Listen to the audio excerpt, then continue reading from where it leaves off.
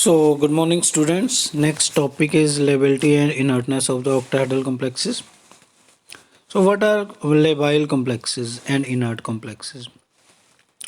Complexes which permit quick exchange of the one or more ligands from their coordination sphere by the other ligands are called labile complex.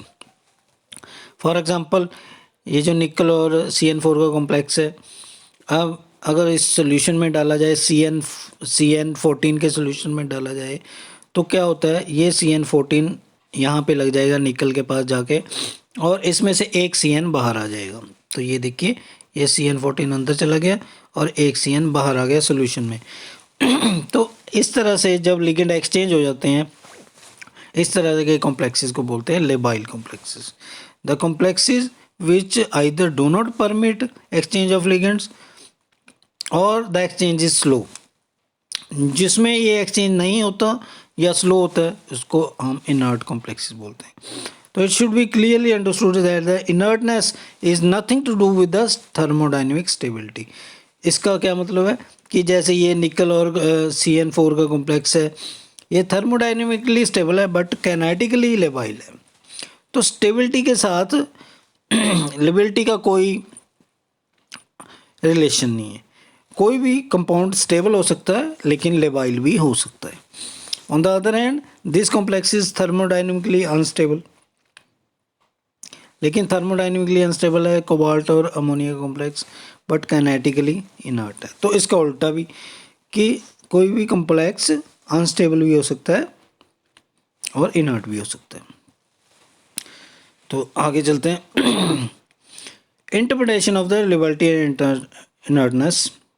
तो liability और inertness को समझने के लिए हमने दो theories के बेस पे हम करेंगे, वैलेंस बॉन्ड थ्योरी के हिसाब से और क्रिस्टल फील्ड थ्योरी के हिसाब से। तो सबसे पहले वैलेंस बॉन्ड थ्योरी के हिसाब से। According to valence bond theory, the transition metal complexes undergoing substitution reaction through SN1 mechanism should be labile। तो जो भी सब्स्टिट्यूशन रिएक्शन SN1 के थ्रू हो रहे हैं वो लेबाइल होंगे। क्यों? इफ कंडीशन क्या है, if the bond holding with the central metal are weak. अगर तो सेंट्रल मेटल के साथ उनका बॉन्ड वीक है तो लेबाइल होंगे। एंड इनर्ट अगर बॉन्ड स्ट्रॉन्ग है, अगर बॉन्ड स्ट्रॉन्ग है तो इनर्ट, अगर बॉन्ड वीक है तो labile. Now since outer ND orbitals are associated with the higher energy, अब बाहर वाले ND ऑर्बिटल्स, दो तरह के D ऑर्बिटल्स होते हैं, एक तो आउटर D ऑर्बिटल्स, एक होते हैं N-1D इनर ऑर्बिटल्स। और जो आउटर ND ऑर्बिटल्स होते हैं ये हायर एनर्जी के होते हैं, और जो इनर N-1D ऑर्बिटल्स होते हैं वो लोअर एनर्जी के होते हैं। The metal ligand bond utilising metal hybrid orbital containing contribution from outer ND orbital would be less stable. जो मेटल हाइब्रिड ऑर्बिटल हैं जिनकी कंट्रीब्यूशन आउटर ND से आ रही है वो लेस स्टेबल होंगे, और जो metal ligand bond utilising the metal hybrid orbital containing the contribution inner N-1D orbital वो ज़्यादा स्टेबल होंगे। तो outer ND orbital complexes will be less stable and inner N-1D orbital would be more stable. This implies that the outer orbital complexes in which metal ion utilizes NsNp3 and D2 hybrid orbital bonding would permit relatively easier delinking। तो इनका bond easily delink हो जाएगा, टूट जाएगा of the outer outgoing ligand as compared to inner complexes, inner octahedral complexes जिनमें कि N-1D hybrid orbital होते हैं।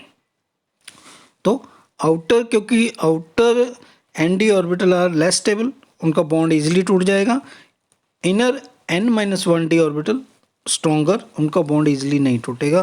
तो इससे क्या मतलब हुआ, तो जितने भी all outer orbital complexes would be लेवाइल, तो जितने भी बाहर वाले आउटर ऑर्बिटल कॉम्प्लेक्सेस है वो लेवाइल होंगे, और जितने भी अंदर वाले होंगे will be inert if substitution reaction proceed through the SN1 mechanism. अगर SN1 मैकेनिज्म होता है तो ठीक है। तो it may be noted, however, since metal ligand bonds in inner D complexes are quite strong, लेकिन ये भी देखा गया कि मेटल लिगेंड बॉन्ड जो इनर कॉम्प्लेक्सेस है और स्ट्रॉन्ग है, हैंस इनकी कंसिडरेबल एनर्जी चाहिए टूटने के लिए for dissociation. The inner complexes would prefer to follow SN2, तो क्योंकि वो तोड़ने आसान नहीं है इसलिए इनर वाले क्या करेंगे, SN2 मैकेनिज्म करेंगे रादर देन SN1 मैकेनिज्म, क्योंकि जिसमें तोड़ने की ज़रूरत ही नहीं होती है, 7 कोऑर्डिनेटेड स्टेज बनती है। ठीक है, तो वो 5 कोऑर्डिनेशन स्टेज वाली की तरफ से नहीं जाएंगे, 7 कोऑर्डिनेशन स्टेज की तरफ से जाएंगे। कौन से, इनर वाले, क्योंकि उनको बॉन्ड तोड़ना इजी नहीं है उनके लिए, क्योंकि इनर ऑर्बिटल स्ट्रॉन्ग होते हैं।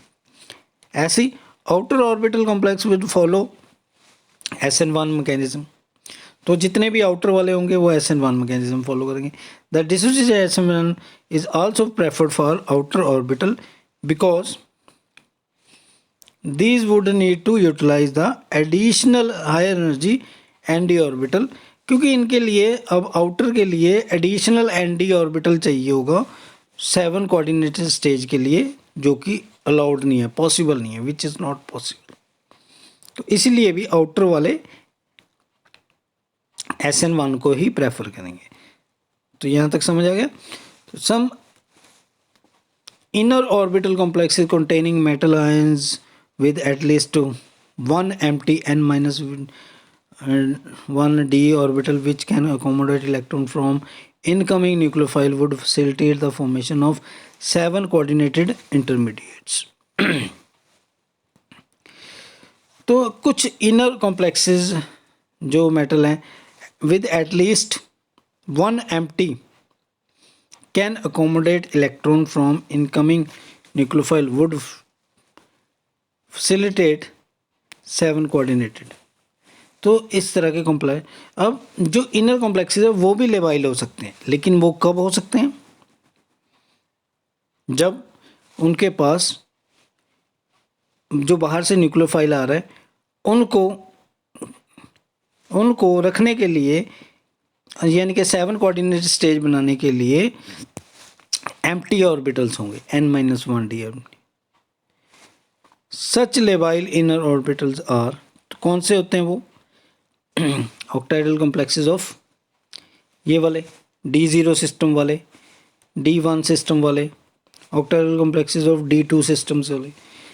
कैसे, अभी ये डायग्राम ही समझ लो, डायग्राम से ही समझ में आ जाएगा। D0 में 3 ऑर्बिटल खाली हैं, देखो। अब इन आने वाला यहाँ पे इलेक्ट्रॉन फिट कर सकता है 7 कोऑर्डिनेटेड बनाने के लिए, D1 में पॉसिबल है, D2 में पॉसिबल है, D3 में अब तीनों में एक एक इलेक्ट्रॉन पड़ा हुआ है, तो ये लेवाइल नहीं हो सकता, ये इनर्ट है। D6 में भी सारे ऑर्बिटल भरे हुए हैं, कोई खाली नहीं है, तो ये इनर्ट है, क्योंकि no vacant n-1 d, no vacant. ऊपर वाला दोनों लेवाइल हैं, क्यों है लेवाइल हैं, क्यों है, क्योंकि इनमें खाली ऑर्बिटल पड़े हुए हैं। खाली ऑर्बिटल किस काम में आएंगे, जो कि आने वाला न्यूक्लियोफाइल है इनमें अपनी जगह बनाएगा 7 कोऑर्डिनेट बनाने के लिए, 7 कोऑर्डिनेटर इंटरमीडिएट बनाने के लिए खाली ऑर्बिटल चाहिए, जो कि D0, D1, D2 से मिल जाएंगे, लेकिन आगे नहीं मिलेंगे, D3 से नहीं मिलेंगे, क्योंकि उनमें भर चुके हैं इलेक्ट्रॉन पहले से, उनकी कॉन्फ़िगरेशन ही ऐसी है कि इलेक्ट्रॉन भर चुके हैं उसमें। तो some inner orbital complexes in which metal ion have at least one electron, ठीक है, जिसमें कि इलेक्ट्रॉन होगा will have to accommodate the electron from the incoming nucleophile into outer higher energy Nd. Some inner orbital complex in which metal ions have at least one electron. कुछ inner जिनमें electron metal ions के पास एक electron है, in which 3 n-1d orbitals will have to accommodate. तो जिनके पास एक electron है, एटलीस्ट एक इलेक्ट्रॉन है, और जिनके पास खाली ऑर्बिटल है ये इनकमिंग न्यूक्लियोफाइल के लिए, into an outer higher Nd orbital. Such complexes, इस तरह के complexes therefore form the 7 coordinated intermediate with the difficulty. तो इस तरह से जो कंपाउंड है जिनके पास इलेक्ट्रॉन है और जो कि अकोमोडेट कराते हैं इलेक्ट्रॉन बाहर वाले Nd ऑर्बिटल में, तो इस तरह से कोऑर्डिनेशन होने में डिफ़िकल्टी है, तो इस तरह के कंपाउंड इनर्ट होंगे, जैसे कि मैंने बता दिया आपको नीचे ये टेबल में. Example of inert complexes of D3, D4, D6 are given below. तो ये हम देख सकते हैं यहाँ से इस टेबल में. So some exceptions are there, कुछ एक्सेप्शंस हैं, जैसे octahedral complexes of nickel D8 configuration predicted by VB theory is labile. D8 configuration है जो वीबी थ्योरी क्या कहती है, ये लेवाइल है according to this theory, and utilizes NsNp3 D2 orbital for metal ligand bonding.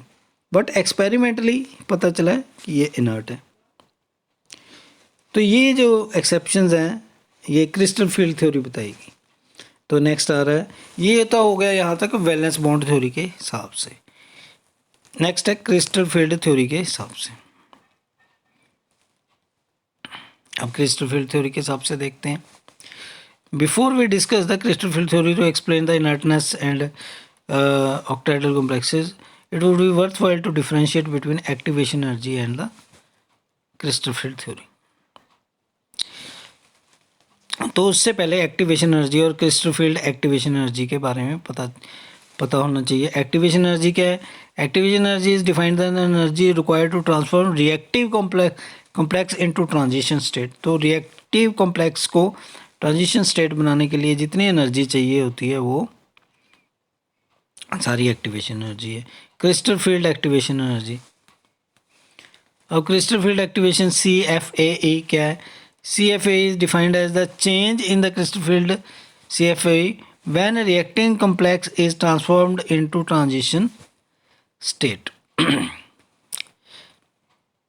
जब रिएक्टिंग कॉम्प्लेक्स ट्रांजिशन स्टेट में कन्वर्ट हो रहा होगा वो CFAE है.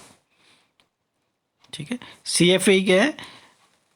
Crystal field activation energy is defined as the change in the crystal field stabilization energy when reacting complex is transformed into the transition state. जैसे CFAE of the intermediate and CFAE of the reacting complex, इन दोनों का जो difference है, intermediate का crystal field stabilization energy और reacting complex का crystal field stabilization energy, तो इन दोनों का जो डिफरेंस है CFAE है. तो CFAE डिसाइड करेगी आगे कि कैसी वैल्यू निकालें.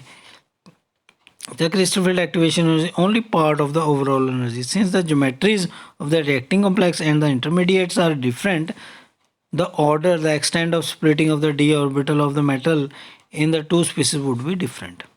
क्योंकि इनका सारा कुछ ज्योमेट्री भी डिफरेंट है इंटरमीडिएट की, तो बॉन्ड ऑर्डर भी order, the extent of splitting of D orbital सारा कुछ अलग है.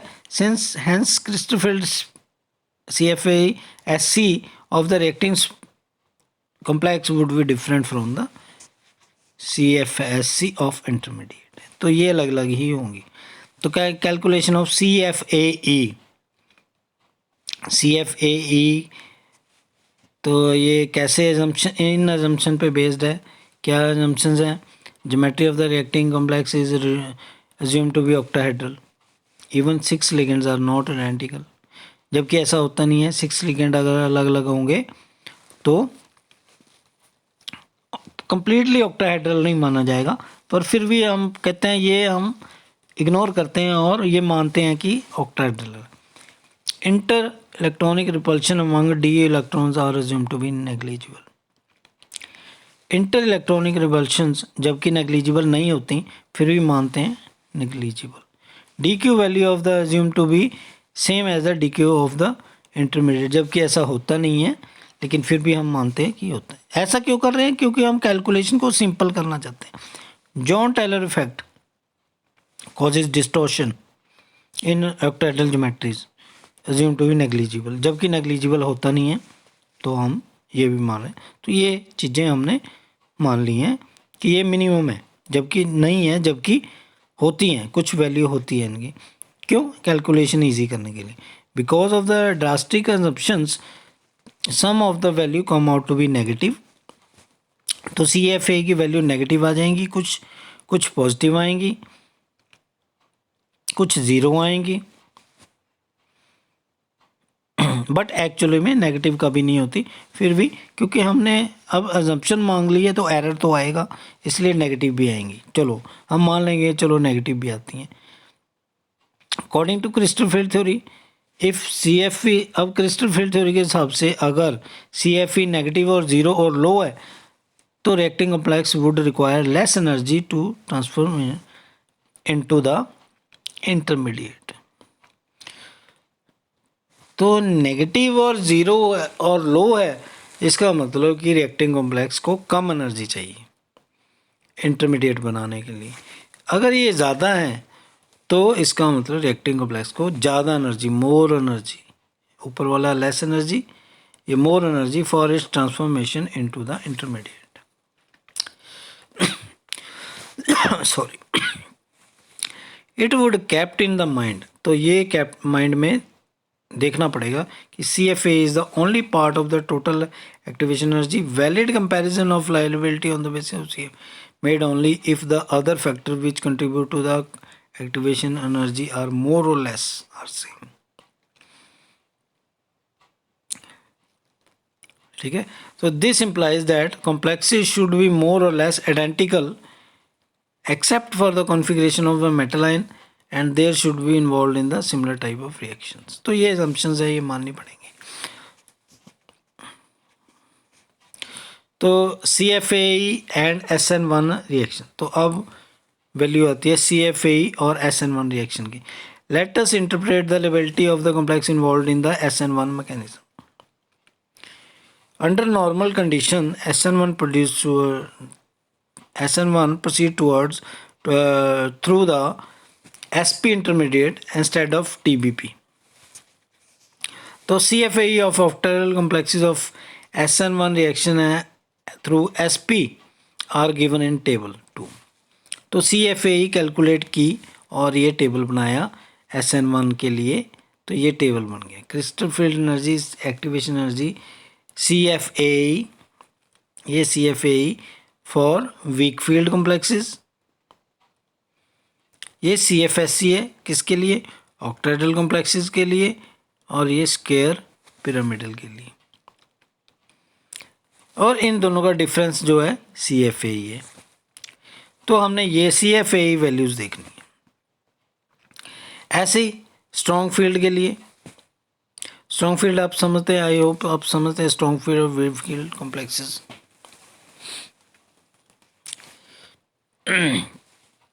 स्ट्रॉन्ग फील्ड कॉम्प्लेक्सेस के लिए सेम ऑक्टाहेड्रल कॉम्प्लेक्सेस SP, और इन दोनों का जो डिफरेंस है CFAE। तो हमने ये देखनी है स्ट्रॉन्ग फील्ड के लिए, और वीक फील्ड के लिए हमने ये वैल्यू देखनी।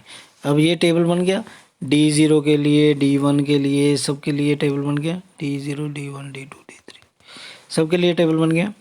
अब उसके बाद क्या करना है? अब टेबल की वैल्यूज़ को देखना है।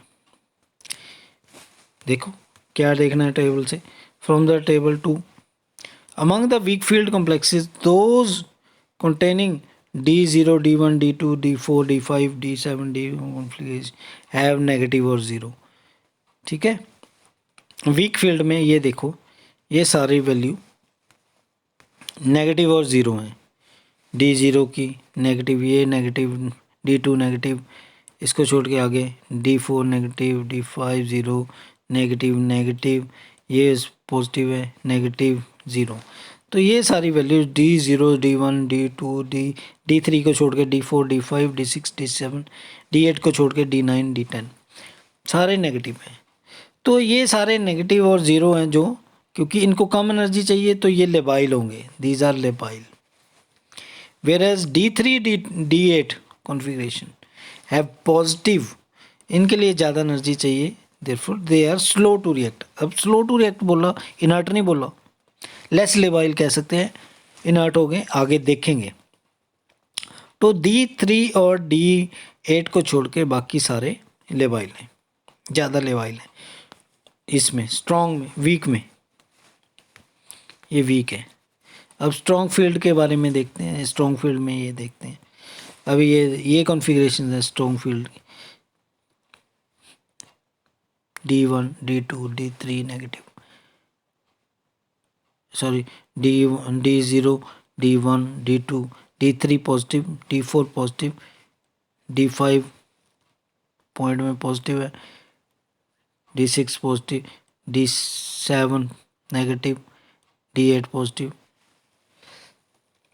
D9 नेगेटिव और D10 ज़ीरो।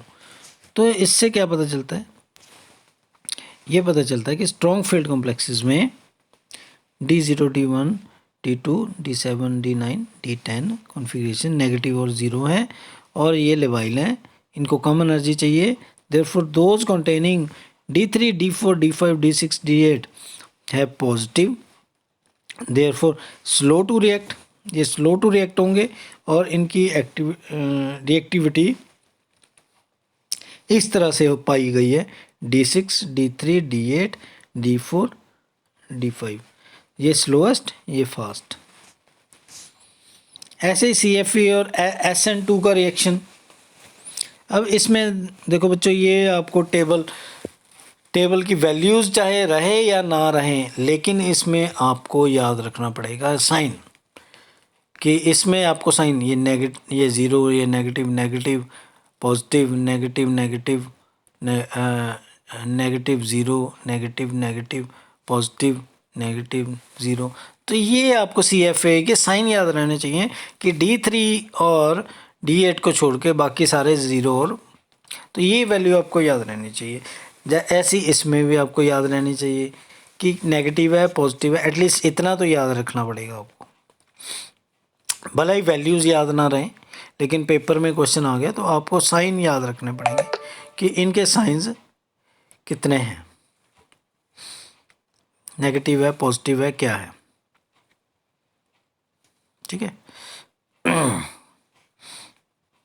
ऐसे ही अब ये टेबल है, इसमें भी आप देख लीजिए, वीक फील्ड के लिए zero negative negative, D3 positive negative zero negative negative, D8 positive D9 negative.